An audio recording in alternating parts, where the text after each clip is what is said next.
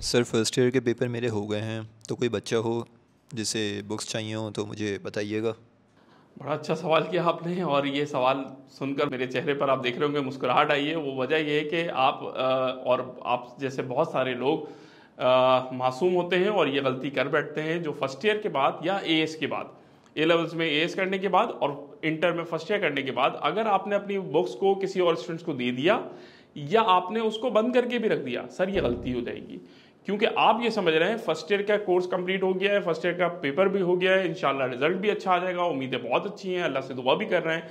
लेकिन sir first year की किताबें बंद कतई तौर पर नहीं की जा सकती अभी।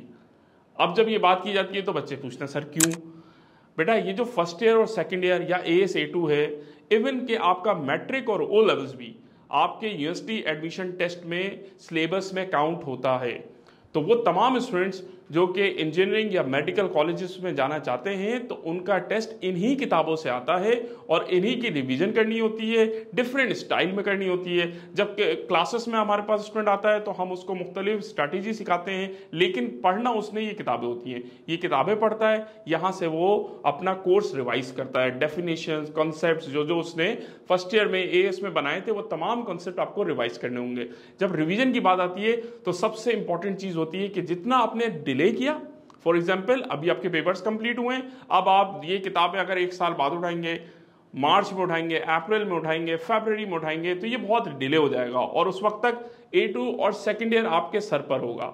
तो उन तमाम इंफॉर्मेशन के साथ इस इंफॉर्मेशन को वापस रिवाइज करना बहुत मुश्किल हो जाता है। ये हमारा पास्ट एक्सपीरियंस रहा है, इसलिए आसानी के तौर पर ये बात मैंने इस वीडियो के थ्रू आपको पहुंचा दी। ये किताबें ना किसी को देनी है, ना इन किताबों को बंद करना है, बल्कि अगस्त से हमारा पहला बैच स्टार्ट हो रहा है जो कि न्यू सेशन है 2025-26 इंजीनियरिंग यूनिवर्सिटीज और मेडिकल यूनिवर्सिटीज दोनों के लिए।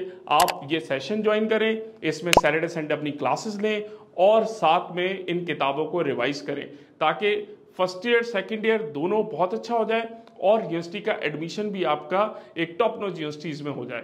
तो इन तमाम चीज़ों के लिए एक अच्छी प्लानिंग चाहिए होती है। अच्छे टाइम पर सही टाइम पर डिसीजन लेंगे, सही करियर गाइडलाइंस लेंगे तो इंशाल्लाह आपको नुकसान नहीं होगा, वरना आप टाइम गुजार लेंगे, उसके बाद इन किताबों को दोबारा पढ़ना होगा। टॉप नॉच यूनिवर्सिटीज़ में कंपटीशन बहुत टफ होता है, चाहे वो मेडिकल की हो चाहे वो इंजीनियरिंग की हो, वहाँ पर आपके ये एकेडमिक्स भी काउंट होंगे और आपका जो टेस्ट है वो भी काउंट होगा। इंजीनियरिंग में जो टेस्ट है उसकी वेटेज बहुत ज़्यादा होती है, लाइक नस्ट में 75% है, JIK में 85% है, NED के अंदर 50% है, फास्ट के अंदर 50% है, तो बहुत ज़्यादा इस टेस्ट की वेटेज है।